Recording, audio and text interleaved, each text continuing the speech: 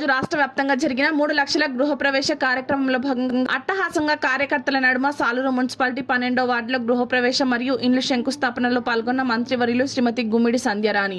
సాలూరు మున్సిపాలిటీలో మొత్తం 195 ఇండ్లకు ఆమోదం లభించిందని పేర్కొన్న మంత్రివర్యులు శ్రీమతి గుమ్మిడి సంధ్యారాణి.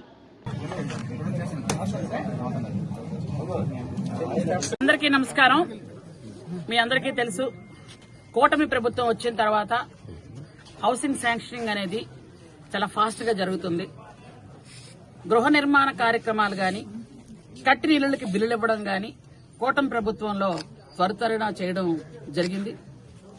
మనకి కానీ ఒక 2 నెలల క్రితం ఎవరెవరైతే ఇళ్లు కట్టుకున్నారో వాళ్ళందరికీ కూడా బీసీలు అయితే 50,000 ఎక్సెస్ ఇచ్చి, ఎస్టీ అయితే 75,000 ఎక్సెస్ ఇచ్చి, ఎస్సీలు అయితే కూడా 75,000 ఇచ్చి, పీవీటీజీలు అయితే ₹1,00,000 ఎక్స్ట్రా ఇచ్చి, కట్టుకోలేని వాళ్లకు కూడా డబ్బులిచ్చి కట్టుకోవడానికి మన ప్రభుత్వం, మన చంద్రబాబు నాయుడు గారు అవకాశం ఇవ్వడం నిజంగా మనందరికీ కూడా చాలా సంతోషంగా అనిపించిన విషయం. అయితే ఇంకా చాలా మంది ఉన్నారు, మేము ఇల్లు కట్టుకోవాలని 14, 19లో కూడా ఇల్లు కట్టిన వాళ్ళు ఇంకా బిల్లులు రాని వాళ్ళు ఉన్నారు. అలాగే 19, 24లో మా ప్రభుత్వంలో కడితే వీళ్ళు ఇవ్వలేదు అంటారని వాళ్ళు ముందవే మనం క్లియర్ చేశాం. ఎందుకనంటే మనకి ప్రతిపక్షం స్వపక్షం అని కాదు, ప్రజలందరినీ సమాన దృష్టితో చూడడానికి. ఈరోజు 164 సీట్లు మనం గెలిచాము అంటే ప్రజలందరూ కూడా మనల్ని అభిమానించి చంద్రబాబు నాయుడు గారి మీద గౌరవంతో, చంద్రబాబు నాయుడు గారు అయితేనే ఈ రాష్ట్రాన్ని సజావుగా పరిపాలిస్తారనే నమ్మకంతో ఓట్లు వేసి గెలిపించారు.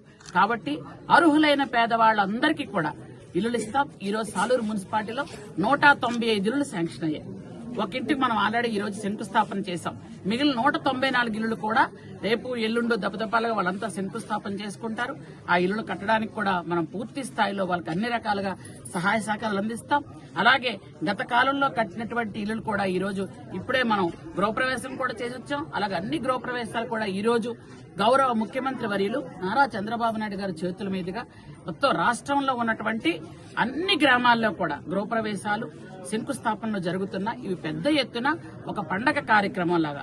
నిన్న ఎలాగైతే మొత్తం పరిశ్రమలు, పెట్టుబడులు, ఉపాధి కల్పన నిన్న కార్యక్రమం చేసి రాష్ట్రం మొత్తం మీద 77 నియోజకవర్గాల్లో ఉపాధి కల్పించడానికి కోసం ఎంఎస్ఎంఈ పార్క్స్ ఎలాగైతే మనం ఏర్పాటు చేసుకున్నామో ఈ రోజు అందరికీ కూడా 175 నియోజకవర్గాల్లో అందరూ ఇళ్లు కట్టుకోవడానికి వాళ్ళకి అనువుగా ఉండే విధంగా పేదవాళ్ళు ఎవరైతే ఉంటే వాళ్ళందరికీ ఇళ్లు శాంక్షన్ చేస్తున్నాం.